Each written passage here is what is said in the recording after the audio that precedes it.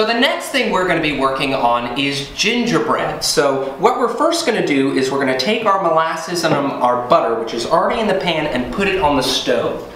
We're not really trying to cook anything. All we want is that molasses to help melt that butter. So once that's all melted, we'll go ahead and incorporate that into our dry ingredients. So let's go ahead and mix our dry ingredients. First we start with some flour, a little bit of brown sugar, and then the two spices that we're using for our gingerbread are, of course, ginger as well as cloves. So the ginger will add a nice spice and the cloves will add a dark, rich flavor to our gingerbread. So once you've incorporated your molasses and your butter with all of your dry ingredients, you're really going to get a really hard, stiff dough. So this might be a bit more difficult for the younger children, but this is really what we're going for. Now the gingerbread that we're using today comes from the Virginia Housewife by Mary Randolph. It's a little different than the gingerbread that you could get at the Raleigh Tavern Bakery, for example.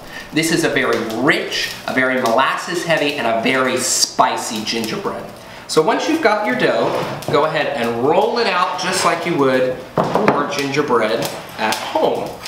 And again, this is going to be very thick and heavy, so you're really going to have to work on getting that down. Now, the thickness of your gingerbread really depends on what you like. Typically, we find that gingerbread in the 18th century is going to be much thinner because it lasts better like that. But I like this recipe, I like a bit of a thicker biscuit because it really brings out that rich molasses gooiness in it. Now, you can cut shapes whatever you'd like.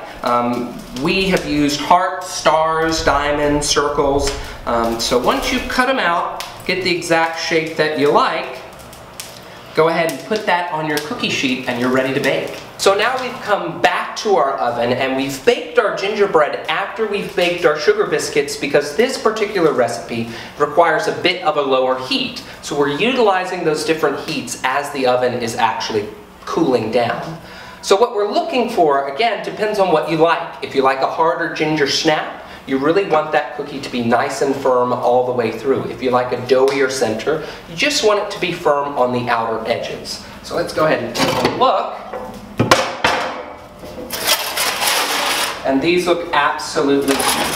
These are going to be a bit harder because they're a bit more appropriate to what we would have been doing. So they're a bit more like a ginger snap, but still quite rich and quite delicious.